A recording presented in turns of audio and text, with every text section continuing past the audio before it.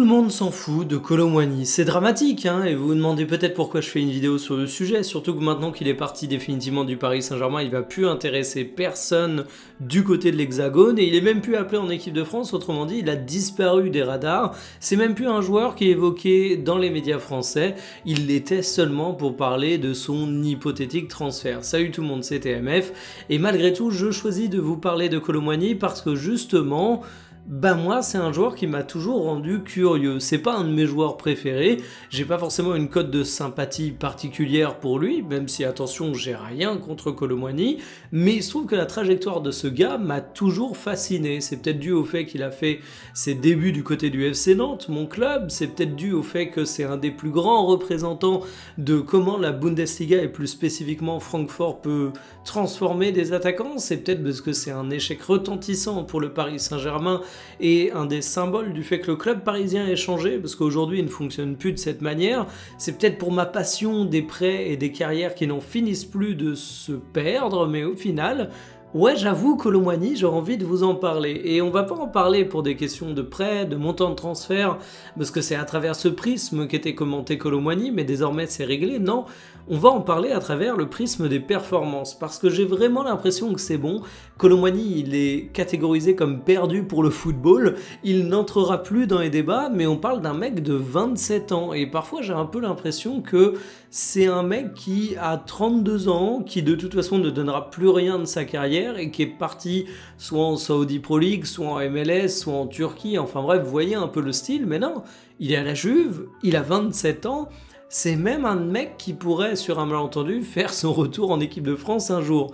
Donc est-ce qu'il faut encore croire dans le soldat Kolo Muani?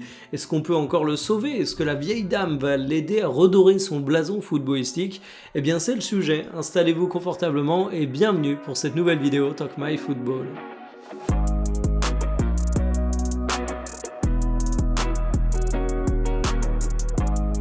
Spalletti ne fait pas de cadeau à Kolo Muani pour ses débuts, parce que sa première prestation elle a été relativement décevante, et je vous mets un article qui synthétise ce qu'a dit le coach de l'équipe italienne.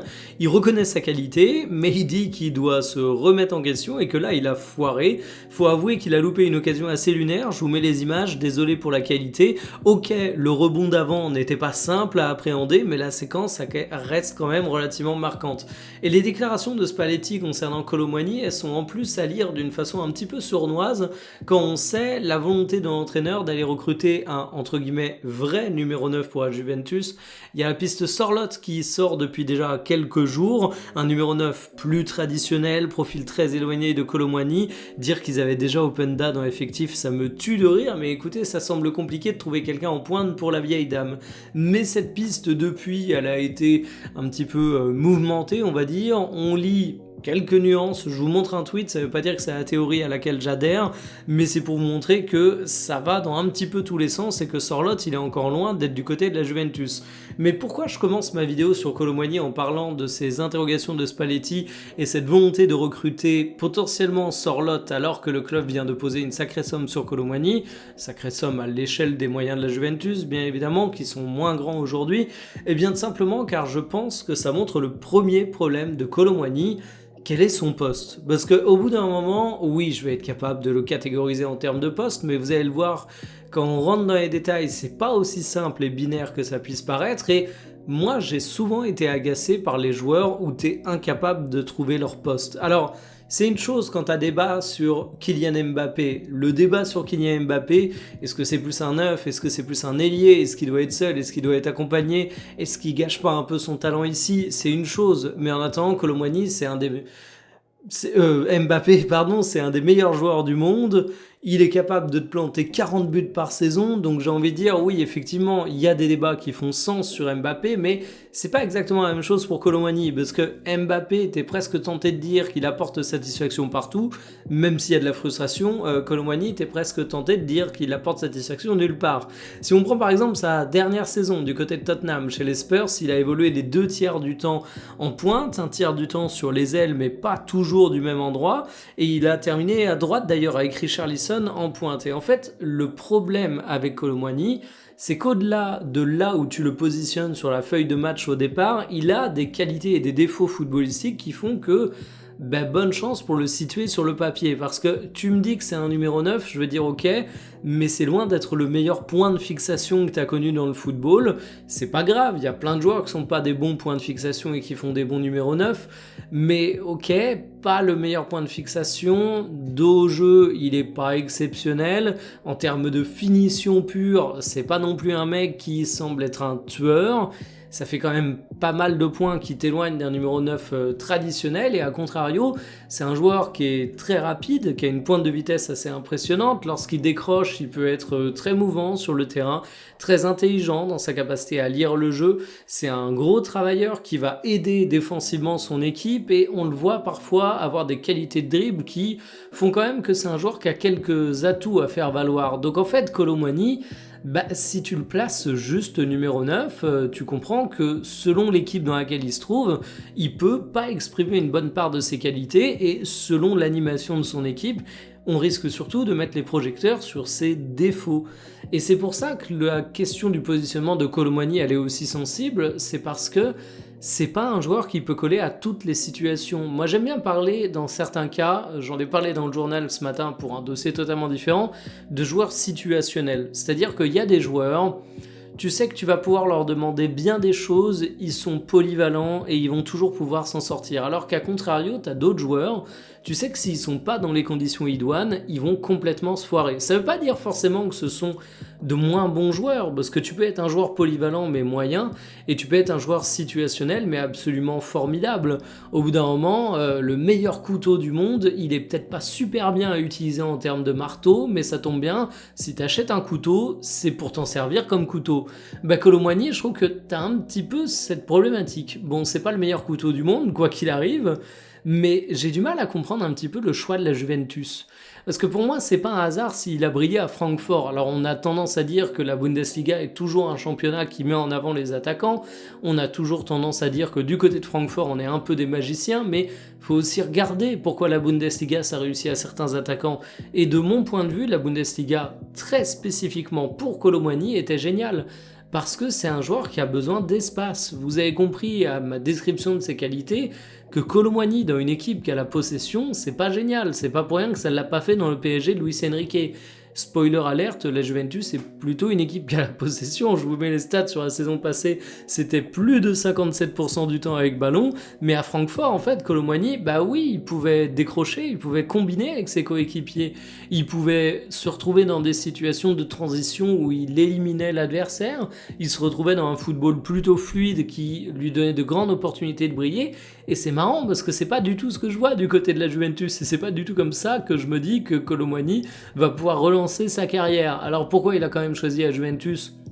Tout simplement parce que le dossier Kolo Muani, fallait être capable d'aller le chercher, de poser un montant de transfert qui n'était pas non plus négligeable sur lui. Et la Juventus, c'est le club où il a laissé un bon souvenir. C'est le club qui sait réellement ce qu'il vaut.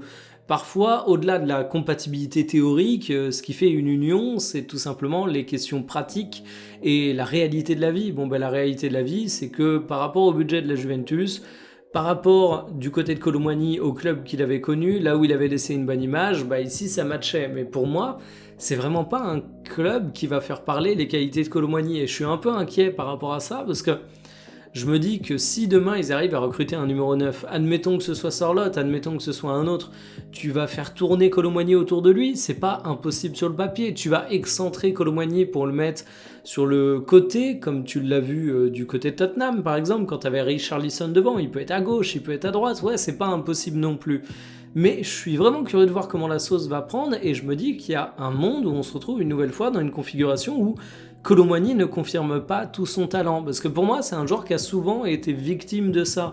Je suis pas en train de vous dire que Kolo Muani c'est un attaquant générationnel et que si tu le mets dans le bon contexte il est capable de faire des choses incroyables, mais je n'adhère pas à la thèse que Kolo Muani est un joueur qui a été profondément surcoté.